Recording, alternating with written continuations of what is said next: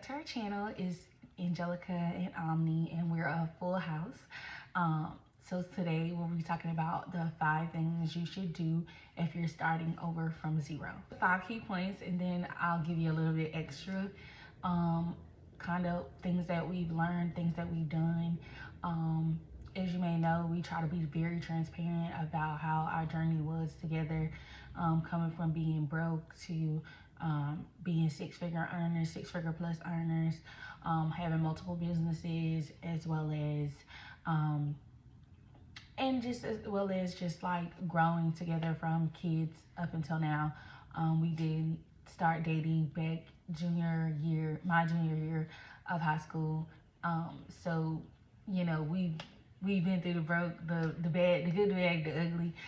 So we try to be very transparent on this channel, so we can help you all and help people our age, as well as people that may be a little bit older than us or about to be our age, get through hard times or see how we started maneuvering in our life. So yeah, the 5 things that I would tell you if you're starting over from zero. It might not be from zero, you just need a fresh start, or you hit some hard times. What can you do different to help you on the next go round? So number 1, I always say start with your emergency savings, because you're gonna need that money to fall back on. Hard times come. Most people say your emergency savings should be 3 times your rent, 3 times your income, 3 times your bills. That way, if you get laid off, you lose your job, anything happens in that matter, you have 3 months of cushion to kind of get you where. But what I do tell people, if you're starting where you don't have income coming in, where you're going to have 3 months put up, at least put up $1,000 in a high yield savings account, or an account that you're not going to touch or not going to pull from. I say a high yield savings because a high yield savings, you do have to wait for the money to transfer to you. It's not something you could just pull from right away. Getting at least $1,000. Number 1, getting at least $1,000 for emergency funds put up that you do not have to touch. You do not touch unless there is an emergency.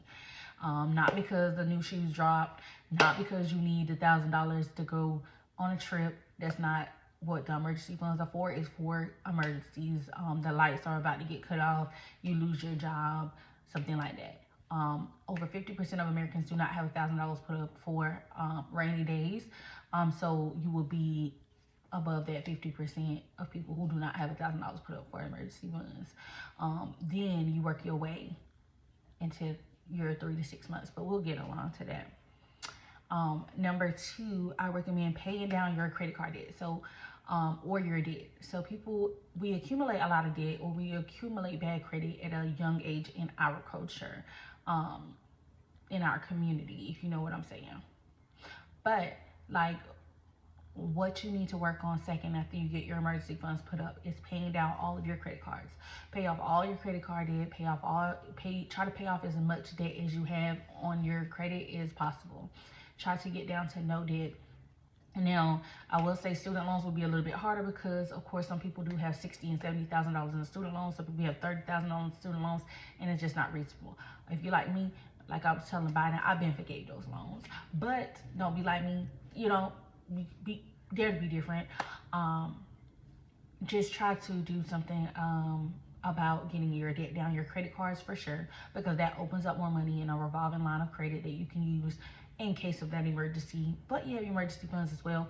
But your credit cards you can use to pay your bills and get cash back, and using your rewards. Now, if you do want us to go, or me to go into a video about what you should be doing with your credit cards, or which credit cards to get, comment below, and I'll definitely get you a video out of what you should be doing, or how to get cash back on credit cards and use that cash, and what to do with the cash back funds that you get.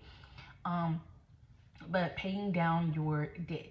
Now, this would not include your mortgage either.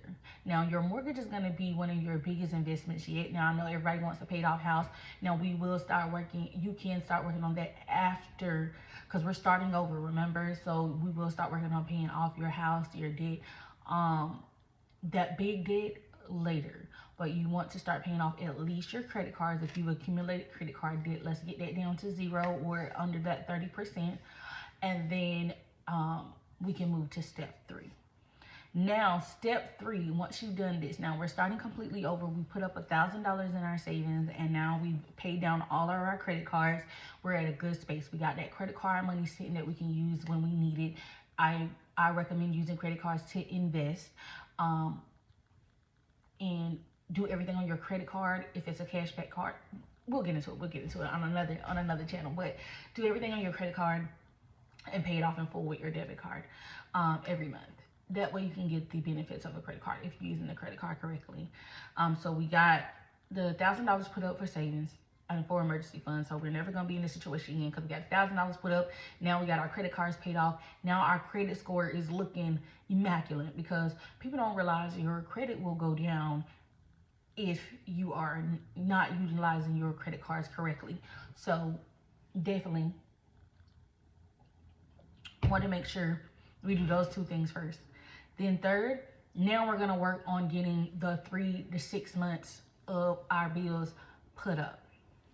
Now, you're going to be making money from your 9 to 5, and hopefully you're getting money on the side, doing a side hustle, TikTok shop, starting a business, any of those things that you may need help with, or selling digital products. All of those are passive. You don't need to take away from your job, your 9 to 5, to do those things and still make money.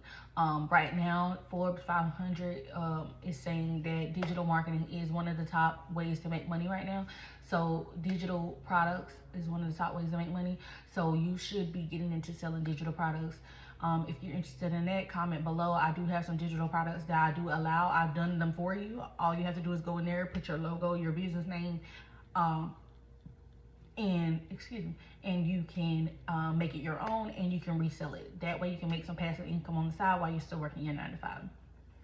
Now, while you're doing that, you want to make sure you're starting to put money into that savings that's going to cover 3 to 6 months of bills, in case you have to take off 3 to 6 months of work, or in case anything happens, someone passes away, God forbid, and you may need to step away from life for a second. That gives you that cushion. Then we're going to move to step number 4. Now you want to invest 15% of your income. So everything that you're making right now, and then I'm telling you that you're going to want to start increasing your income, of course, which is having your 9 to 5, starting a side hustle is going to make you some passive income on the side. Again, I can give y'all a list on another one. Comment below if y'all want a list of passive income things that are cheap to start up, a little to no money to get started, and you can make money online without doing anything, or even while you're working, you can still be making money. So if y'all want a video on the channel about that, we can also cover that as well. Just leave a comment, and we'll definitely try to make sure we cover a lot of these topics in that. But we want to be investing 15% of our income. So whatever that is, if you're going to invest 15% of your income into real estate, if you're going to invest 15% of income into getting that business moving forward so that you can make more income. So it's about increasing your income. So now you want to start investing money to increase your income, investing money into long-term investments for sure as well. Like crypto, things that are like buy and hold options, and things that are going to make you money in the long term. So start thinking more longevity. Now, the last one is if you have children, or you're planning, because it's never too late to go to school.